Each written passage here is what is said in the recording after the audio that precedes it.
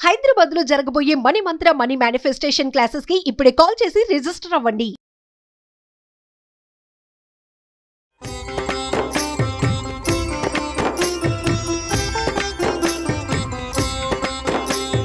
నమస్కారం.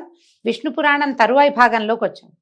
ఈ విష్ణు సావర్ణి మన్వంతర గురించి చెప్పారు. తర్వాత రుద్ర సావర్ణి మన్వంతరం అయ్యాక 13వ మనువు రేచుడు అనేవాడట.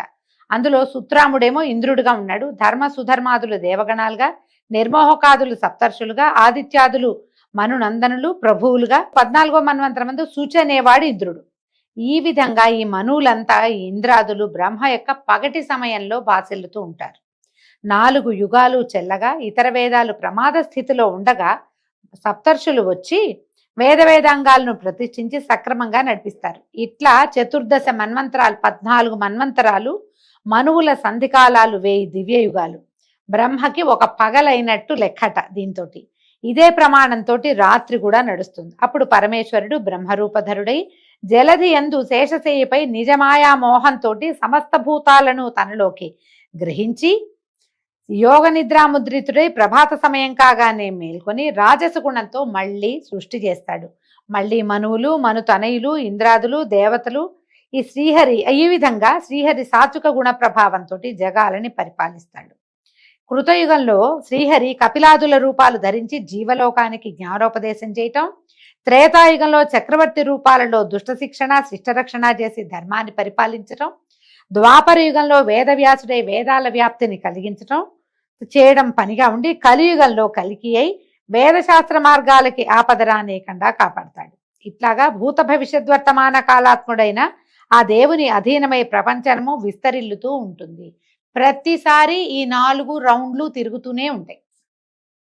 మన తర్వాత రౌండ్లో మళ్ళా కృతయుగం వచ్చేస్తుంది. దీనికి అడుగుతున్నాడు. అయితే ఇది చూడండి ఎంత విశేషమైన ప్రశ్న అడిగాడు మైత్రేయుడు. ప్రతి ద్వాపర యుగంలోనూ శ్రీహరి వేదవ్యాస రూపంలో వేదశాఖల్ని విస్తరిస్తాడని, ధర్మశాస్త్రాలు ప్రతిష్ఠిస్తాడని చెప్పావు. చెల్లిపోయిన యుగాలంటే మన ముందున్న వాట్లలో ఎవరెవరు వేదవ్యాసులుగా ఉన్నారు, వేద విభాగాన్ని ఎలా చేశారు, ఆ శాఖలు ఏమిటి అని అడుగుతున్నాడు. మైత్రేయుని మాటలు విన్న పరాశరుడు చెప్పాడు, వేదానికి శాఖలు ఉపశాఖలు చాలా ఉన్నాయి. వాటిని వివరించి చెప్పడం ఆ 4 యుగాల వారికి కూడా సాధ్యం కాదు. కాబట్టి నేను కొంచెం సంక్షేపంగా విన్నాను, ఆ సంక్షిప్తమే చెప్తా. భూజనులకు తేజస్సు, వివేకము, ధైర్యము తక్కువగా ఉంటాయి. అందుకని అవి వారికి సంతృప్తిగా కలిగించడం కోసం పుండరీకాక్షుడు ఏం చేశాడట, ఏకరూపంగా ఉన్న వేదాన్ని 4గా విభజన చేశాడు. ఋగ్వేద, సామ, అథర్వాలని వాటికి పేరు. ఋగ్వేదము, యజుర్వేదము, సామవేదము, అథర్వవేదము, ఇవి 4 వాటి పేర్లు. వీటిని శాస్త్ర పురాణాది సంఖ్యలుగా 18 విద్యలుగా బ్రహ్మ మొదలు నా వరకు నా కొడుకైన కృష్ణద్వైపాయనుడు కూడా వేదవ్యాస రూపాలు ధరించి విస్తరింపజేశాం. ఈ లైన్ అంతా ఈయన ముందున్న వాళ్ళంతా తలా ఒక రూపము ధరించారు. ఒక్కొక్కసారి ఒక్కొక్కళ్ళు చొప్పున మేము చేశాం. ఇది ద్రోణపుత్రుడైన అశ్వత్థామ తర్వాత ద్వాపర యుగంలో వేదవ్యాసుడు అవుతాడట. ఇప్పుడు ఈ ద్రోణపుత్రుడైన అశ్వత్థామ చిరంజీవని ఇప్పటికీ జీవించే ఉన్నాడని మనం చెప్తున్నాం కదా, చెప్పుకుంటాం, మనకు తెలుసు. ఇదంతా ఉంటాడు ఈ యుగాంతం వరకు ఉండి అప్పటిదాకా తపస్సు చేసుకుని ఆయన తర్వాత ద్వాపరయుగం మళ్ళీ రాబోతుంది కదా. అప్పుడు అంటే ఇప్పటి నుంచి మొదలుపెట్టి ఈ ద్వాపరం నుంచి మొదలుపెట్టి తదుపరి ద్వాపరం వచ్చే వరకు ఈయన తపస్సులోనే ఉండి అప్పుడు వేదవ్యాసుడుగా అవుతాడట.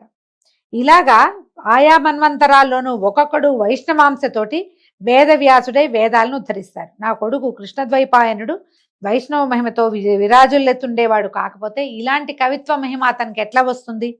మునుపు వాల్మీకి బ్రహ్మవాక్యను అనుసరించి రామాయణం 7 కాండలు 500 సర్గలతోటి 24,000 శ్లోకాలతోటి రచించాడు. ఇది ఎప్పుడు జరిగింది? మన ముందు ఉన్నటువంటి త్రేతాయుగంలో జరిగింది. అలాగే ఏం చేశాడు కృష్ణద్వైపాయనుడు? మహాభారతాన్ని హరివంశంతో సహా 100 పర్వాలు సపాదలక్ష గ్రంథంగా రచించి జగత్ ప్రసిద్ధం చేశాడు.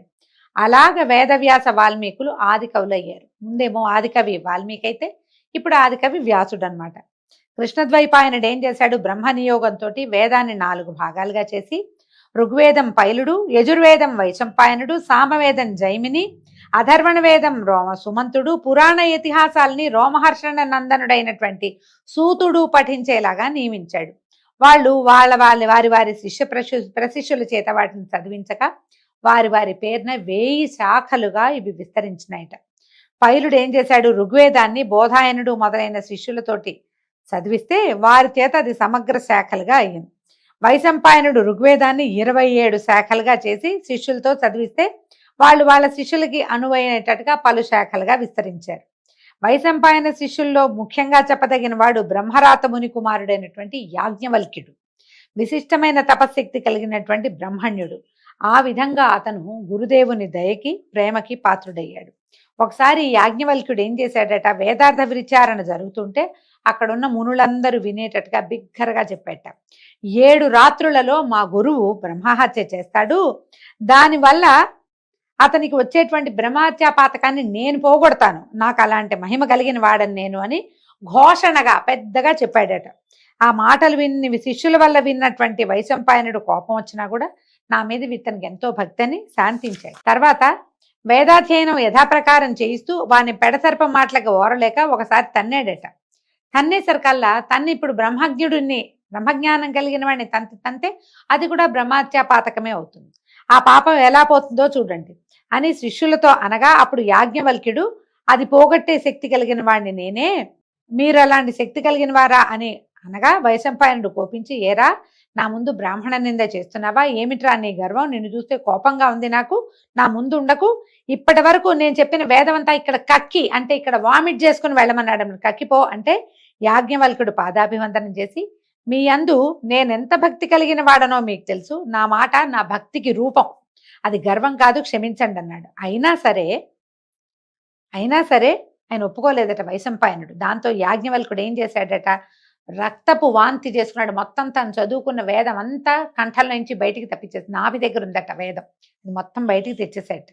వదిలేసి ఇంకో గురువు దగ్గరికి వెళ్ళి తన గురువు యొక్క హత్యా పాతకం పోవడానికి వ్రతం చేసుకుంటున్నాడట.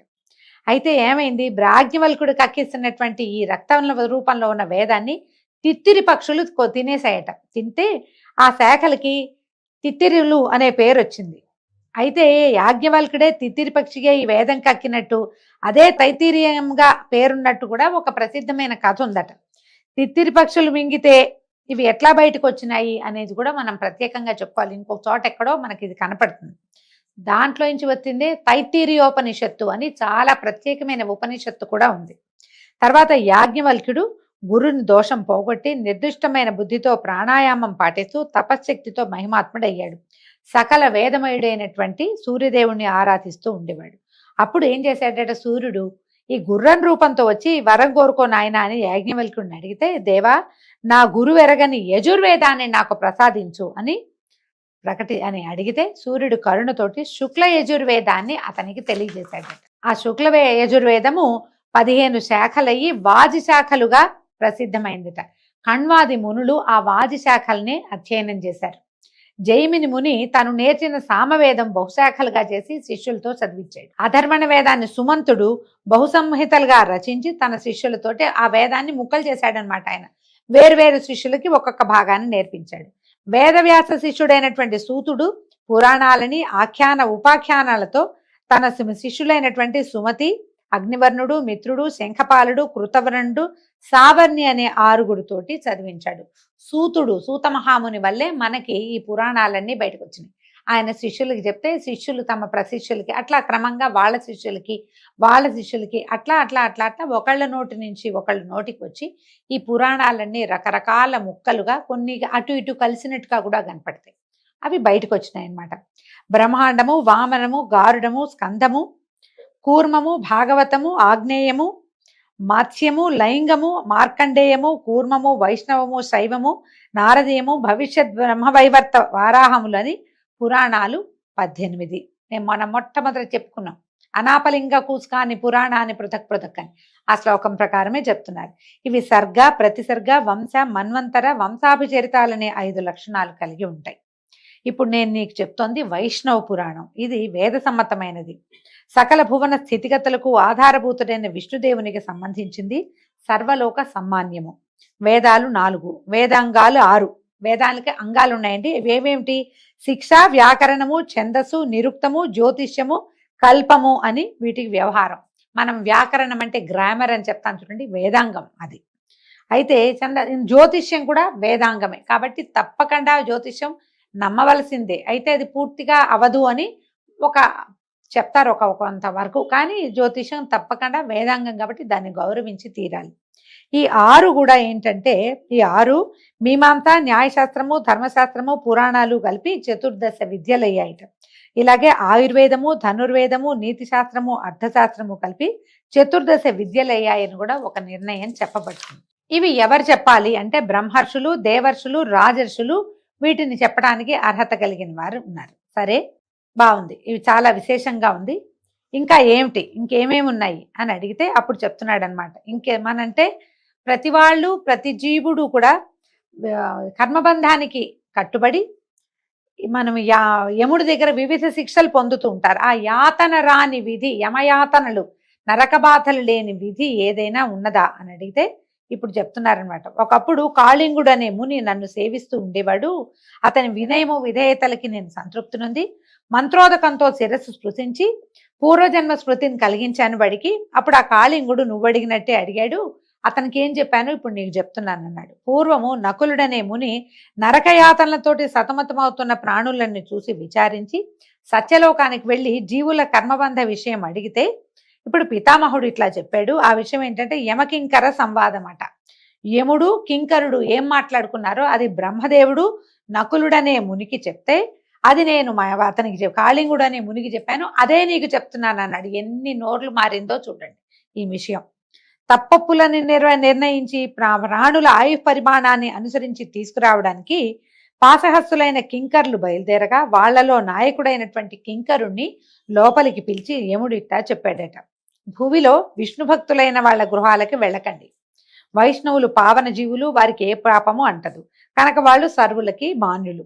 పుండరీకాక్షుని రాజస గుణంతో సంభవించిన బ్రహ్మకు నేను అనువర్తిని. ఆయన చెప్పిన ప్రకారం ప్రాణులకి శిక్షలు విధిస్తాను. కానీ వైష్ణవులు మాత్రం నాకు అజేయులు, వాళ్ళ ఇళ్ళకి నువ్వు వెళ్ళొద్దు. చిన్న చిన్న కింకర్లు చాలా మంది ఉంటారు, ఓ గుంపంతా బయలుదేరుతుంది, మిగిలిన వాళ్ళని పంపద్దన్నాడు అని చెప్పగా ఇప్పుడు బాబు ఈయన అడిగాడట కింకరుడు, ప్రభు ఆ వైష్ణవుల వేషభాషలు, ప్రవర్తన, గుణగణాలు ఏమిటో నాకు చెప్పమంటే ఈయన చెప్పాడు. శత్రుమిత్రులందు సమబుద్ధి అయి నిజాచార వర్తనములను తప్పక ఆచరిస్తూ అల్పమైన అధికమైన పరద్రవ్య వాంఛ లేని వాడే ప్రవర్తించేవాడు వైష్ణవుడు. బొట్టు పెట్టుకుంటే కాదండి, శంఖచక్రాలు భుజాల మీద ధరించి స్వరూపాన్ని ధరించి విష్ణు స్వరూపాన్ని ధరించిన వాడినే వైష్ణవుడు అనటానికి కుదరదు. మనకి పురాణం ప్రకారం ఏంటంటే వాళ్ళకి తరతమ భేదం లేకుండా ఉండేవాడు. తను చేయవలసిన ఆచారాన్ని తప్పకుండా చేసేవాడిని వైష్ణవుడు అంటారు. మనం బొట్టు పెట్టుకున్నా సదాచార సంపన్నులమైనా కూడా తారతమ్య బుద్ధి కలిగిన వాడిని వైష్ణవుడుగా యమకింకర్లు ప్రవర్తించరు. వాళ్ళు ప్రవర్తించేది ఇలాగా. తనకు కలిగిన దుఃఖానికి దిగజారక ముప్పొద్దులా పుండరీకాక్షుణ్ణి త్రికరణ శుద్ధిగా ఆచరించే భక్తిమంతుడైన వాడు వైష్ణవుడు. స్ఫటికంలాగా నిర్మల తేజోమూర్తి అయినటువంటి విష్ణువెక్కడ, మత్సర దోష దూషితులైన మానవులెక్కడ, మాత్సర్యాది దుర్గుణాలు లేక సర్వమిత్ర బుద్ధితోటి మృదుమధుర వాక్కులై ప్రవర్తించే వారి హృదయాలలోనే ఈ విష్ణువు ఉంటాడు. బలిష్టమైన చెట్టు పెరగడానికి మూలం సరసమైన భూమి. భూమికి బలం ఉంటే చెట్టు బాగా పెరుగుతుంది. పురుషుడు సౌమ్యుడై విలసిల్లటానికి ఆధారం హరి కరుణ. విష్ణువు యొక్క కృప ఉన్నవాడే సౌమ్యుడుగా ఉంటాడు. యమనియమాది యోగాభ్యాసాలు, పరధన పరకాంత పరాంగుఖులు, స్వపరభేద శూన్యులు, హరిపద సేవా నిరతులు అయిన వారి వద్దకు వెళ్ళొద్దు కింకరా, జాగ్రత్తగా ఉండు. శంఖచక్ర గదాభయహస్తుడైన వాసుదేవుణ్ణి ఆత్మయందు తలచేవారంటే మనం బెదిరిపోవాలి. సూర్యుడుంటే చీకటి ఉండదు కదా. హింస, పరుల సొమ్ము అపహరించడం, అసత్య నిష్ఠుర భాషణలు, దుష్కర్మాచరణము కలిగినటువంటి దుర్మతికి దామోదరుడు దూరంగా ఉంటారు. వాడు స్వరూపం ధరిస్తాడు కానీ భగవంతుడు వాడి యందు ఉండడు, ప్రవర్తించడు వాళ్ళ దగ్గర. దుష్టుడై అర్థకాంక్షతో ఆత్మీయుల అర్థమును అపహరించే వానిపై శ్రీహరి ఆగ్రహావేశంతో ఉంటాడు, తెలుసుకోమని భీష్ముడనే ఆ కింకర నాయకునకు చెప్పినట్టుగా నకుల మునికి బ్రహ్మదేవుడు చెప్పాడట. అదే నేను కాళింగుడికి చెప్పాను. అది విని ఆనందంతో కాళిందుడు వెళ్ళాడు, మైత్రేయ నాకు దేవభజన పరులకు యమదండన ఉండదు. ఎవరైతే నిత్యము హరినామస్మరణ చేస్తారో, ఏదో కష్టం వచ్చింది ఏం చేస్తాం, మన కర్మానుభవం అనుకోవాలి.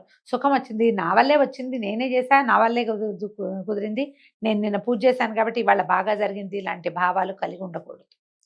పూజ వల్ల ప్రతిఫలాన్ని ఆశించకూడదు. ఈ రకంగా ఉండేవాడిని నిజంగా వైష్ణవుడు అని చెప్తారు.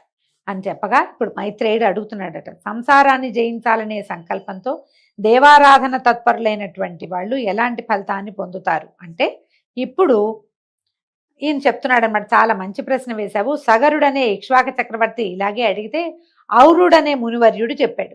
ఒకనాడట సగర చక్రవర్తి, ఈ సగరుడు ఎవరండి? మనకు తెలుసు, మనం ఇంతకుముందు కథలో విన్నాం కదా సగర చక్రవర్తి కథ. ఈయన కుమారులు వెళ్ళి కపిల మహర్షికి కోపం తెప్పించి పాతాళంలో బూడిద కుప్పలుగా మారిపోయారు. వాళ్ళకి ఉత్తమ గతులు కల్పించడానికి సగరుడి మునిమనవుడైన భగీరథుడు భూమి మీదకి గంగాదేవిని తీసుకొచ్చాడు. ఆ సగర చక్రవర్తి ఔరుని అడిగాడట, మహాత్మా, మాధవారాధన మహిమ ఏంటి? మాధవుణ్ణి ఆరాధించే వాళ్ళు ఎలాంటి ఫలితాన్ని పొందుతారు అంటే, అప్రమేయమైనది మాధవారాధన. ఐహిక జీవితాన్ని ఇంపుగా వెళ్ళించి అంతమందు పునరావృత్తి రహితమైన పరమపదాన్ని చేరతారు వీళ్ళు. జీవితం ఎలాగో గడపాల్సింది, గడిపిన తర్వాత అద్భుతమైన పరమపదాన్ని పొందుతారు. వీళ్ళు ఏం చేయాలి? భగవంతుడిని ఆరాధించాలంటే కులాచార ధర్మాల్ని సక్రమంగా పాటించాలి. ఆ వర్ణాశ్రమ ధర్మపరులైనటువంటి తన భక్తుల్నే శ్రీహరి ఆదరిస్తాడు, వాళ్ళ పూజా పునస్కారాలు స్వీకరిస్తాడు. యజ్ఞాదుల చేత జపింపదగిన వాడు శ్రీహరి, జపపరాయణుల చేత జపింపదగిన వాడు శ్రీహరి. శ్రీహరి సకల భూతమయుడు, అన్ని ప్రాణుల్లోనూ భగవంతుడు ఉంటాడు. పరధన కాక్ష, పరకాంత వ్యామోహము కలనైనా లేక, జీవహింస చేయక, ఎదుటివారిని ఏ దశలోనూ దూషించక ద్వేషించక, సాధుజనులకు కీడు చేయక, తనను ప్రేమించే వారిపై అలుగక, గురువుల యందు భక్తి కలిగి బ్రాహ్మణుల్ని సేవిస్తూ, తన పర భేదబుద్ధి లేక సర్వసమబుద్ధితోటి ప్రవర్తించే వారి పూజలని మాత్రమే శ్రీహరి స్వీకరిస్తాడు. అదే ముఖ్య విషయం. మళ్ళీ చెప్తున్నాడు, సకల వర్ణాల వారు తమ ధర్మాలను సక్రమంగా ఆచరిస్తూ శ్రీహరిని పూజిస్తే ఆ భగవానుడు సంతుష్టుడై ఆ పూజని స్వీకరిస్తాడు. తద్వ్యతిరిక్తమైతే ఫలితము సున్నా, కేవలం పూజగా మాత్రమే మారిపోతుందట. సగరుడు ఇది విని కైమోడ్చి, అప్పుడు వర్ణాశ్రమ ధర్మాలు చెప్పమంటే ఇప్పుడు చెప్తున్నారు. వర్ణాశ్రమ ధర్మాలు ఏమిటి? చేయవలసినవి చేయరానివి తెలిసినవాడే దానము సత్పాత్రునికి ఇస్తూ, దేవతార్చన నిత్యక్రియగా, అంటే చేయవలసిన పనిగా, కామ్యంగా కాదు, ఇది మనం చేయాలి కాబట్టి చేయటం అన్నమాట.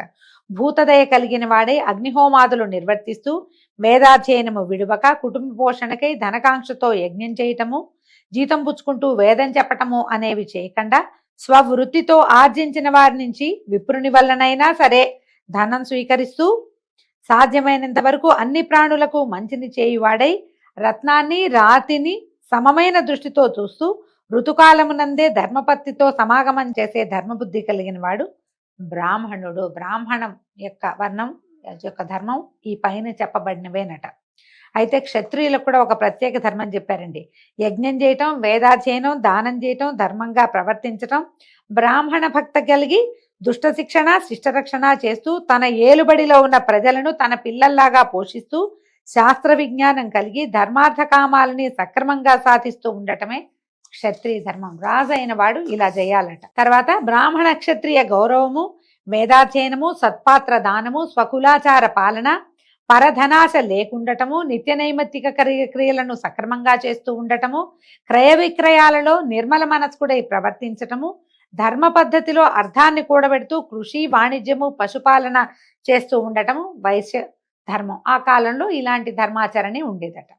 పై 3 జాతుల వారి యందు భక్తితో ప్రవర్తిస్తూ సేవించటము, కులాచారం తప్పక యోగ్యతను అనుసరించి దానం ఇవ్వటము, అందరి యందు మైత్రి కలిగి ఉండటము, పరనింద ఆత్మస్థుతి లేక ప్రవర్తిస్తూ ఉండటమే శూద్ర ధర్మం అట. 4 ధర్మాల వాళ్ళు, అంటే 4 వర్ణాల వాళ్ళు ఎలాంటి ధర్మాచరణ చేయాలి అనేది ఇలా చెప్తున్నారు. మైత్రి, సత్యము, దయ, మంచితనము, వంచన చేయక రుచుమార్గాన నడవటము, పాత్ర మెరిగి ఇవ్వటము, సర్వభూత సమబుద్ధి, సత్వరజస్తమో గుణాలకు లొంగకుండా ఉండటము, శాంత గుణము, ఇవి 4 జాతులకు ఉండవలసిన ముఖ్య ధర్మ గుణాలు. ఎంత దురాశ కలిగినా, ఎంత కీడు కలిగినా, ఎలాంటి ఆటంకాలు వచ్చినా తమ కులాచార ధర్మాలు తప్పక ప్రవర్తించాలని బ్రహ్మవాక్కు అని చెప్పి ఇప్పుడు ఆశ్రమ ధర్మాలు చెప్తున్నారు. వర్ణాశ్రమ ధర్మము అంటాం కదా, ఏ ఆశ్రమంలో ఉన్న వాళ్ళు ఏం చేయాలి అనేది మనం రేపటి పారాయణలో తెలుసుకుందామండి. అంతవరకు సెలవు. నమస్కారం.